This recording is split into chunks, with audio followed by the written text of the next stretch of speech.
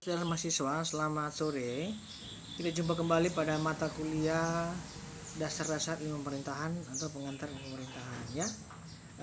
Beberapa minggu yang lalu kita sudah belajar tentang beberapa lembaga tinggi negara, tugas pokok dan fungsi dan lain sebagainya. Pada saat ini kita akan mempelajari apa sih good governance ya. Kita bersama semua negara-negara di dunia, baik itu yang sifatnya monarki, kerajaan atau yang republik, sistem republik, mereka mengutamakan pemerintahan yang baik ya.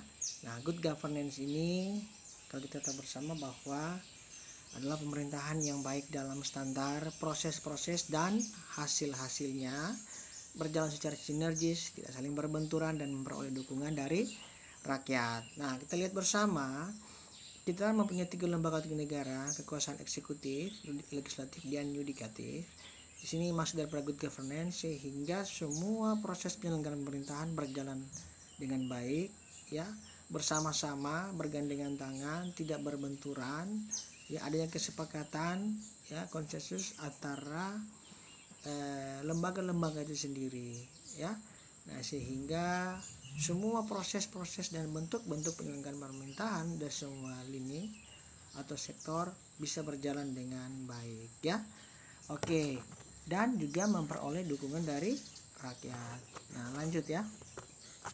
Nah, dalam pelaksanaan good governance ada juga prinsip-prinsip good governance yang harus kita ketahui. Yang pertama adanya partisipasi, yaitu adanya kesadaran dari para masyarakat untuk mengikut sertakan diri ya terhadap kegiatan-kegiatan pemerintahan atau kebijakan-kebijakan yang sudah dibuat oleh pemerintah ya.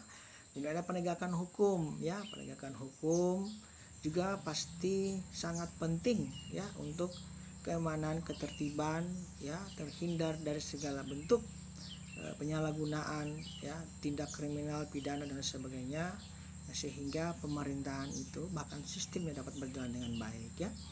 Ada transparansi yang ketiga, ini juga penting sehingga dalam pelaksanaan semua kegiatan-kegiatan pemerintahan ya, apalagi dalam proses pengelolaan dana atau APBN ya, APBD ya, itu bisa berjalan dengan baik adanya keterbukaan penggunaan dana tersebut ya.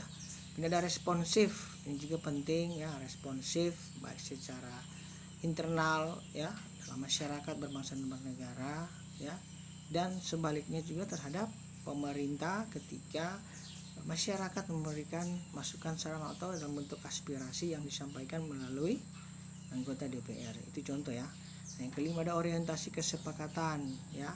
Ini juga penting ya dilakukan ya, sehingga ketika ada persoalan-persoalan dalam dinamika sosial ya bisa diselesaikan dengan musyawarah ya bersama pemerintah dan masyarakat. Kemudian juga ada kesetaraan, ini penting ya, kesetaraan ya, keseimbangan ya, atau kesamaan antara hak dan kewajiban ya, yang kita hanya berhak tapi kewajiban kita tidak dilaksanakan.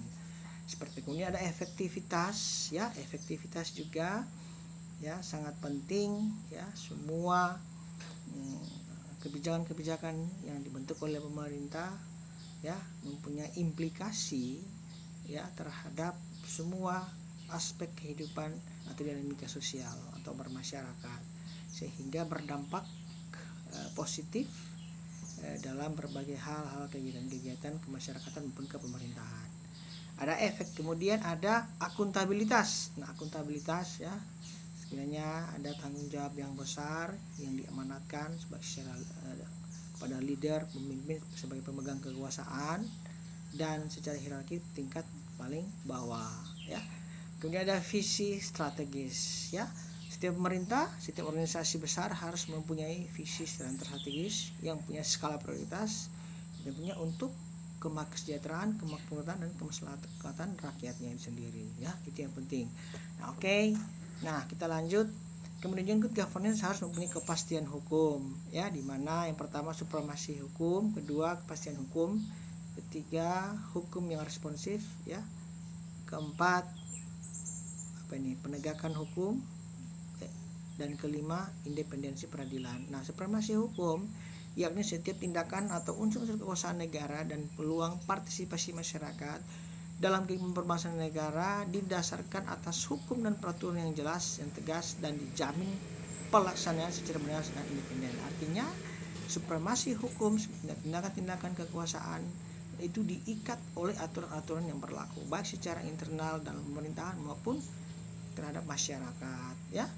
Kemudian ada kepastian hukum, bahwa setiap kehidupan berbangsa dan bernegara diatur oleh hukum yang jelas dan pasti dan tidak diduplikasi dan tidak bertentangan antara satu dengan yang lainnya, sehingga setiap kebijakan yang dibuat, misalnya Undang Nomor 1, Undang Nomor 2, tidak boleh bertentangan dengan undang-undang lainnya, ya.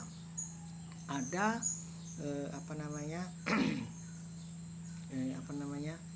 sesuaikan dengan tugas pokok atau sesuaikan dengan tujuan masing-masing undang-undang itu. Oke. Kemudian yang ketiga, hukum yang responsif, yakni aturan hukum yang disusun berdasarkan aspirasi masyarakat luas dan mampu mengakomodasi berbagai kebutuhan publik secara adil, ya. Itu maksudnya, artinya dalam membuat sebuah kebijakan terhadap dinamika politik harus berdasarkan pada asas keadilan, ya. Tidak ada perbedaan antara high class, lower class, dan middle class, ya. Semua rata, ya, seperti itu. Kemudian yang keempat, ada penegakan hukum yang konsisten, ya, dan non diskriminatif, yakni penegakan hukum yang berlaku untuk semua orang yang tidak pandang bulu jabatan maupun status sosial. Sebagai contoh, aparat penegak hukum yang melanggar disiplin dan hukum wajib dikenakan sanksi. Kita bisa kan ada banyak contoh-contoh para menteri-menteri, ya, di OTT oleh KPK, ya, tanpa pandang bulu. Menteri pun, ya, ketika melakukan pelanggaran, tindak pidana, korupsi dan lainnya pasti akan diberikan sanksi, ya, seperti itu. Begitu juga lembaga-lembaga lainnya, ya, sehingga jelas ini hukum yang penegakan hukum yang konsisten itu dapat berjalan.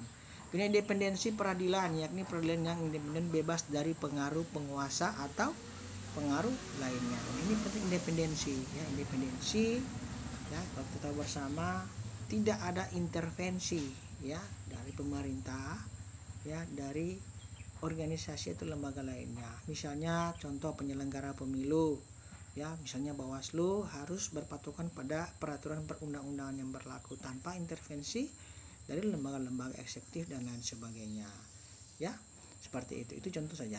Oke, saudara mahasiswa, jadi ini saja dulu yang penting-penting saya sampaikan mengenai apa sih prinsip-prinsip daripada good governance itu sendiri, ya. Nanti kita akan ketemu di pertemuan berikutnya. Terima kasih dan selamat sore.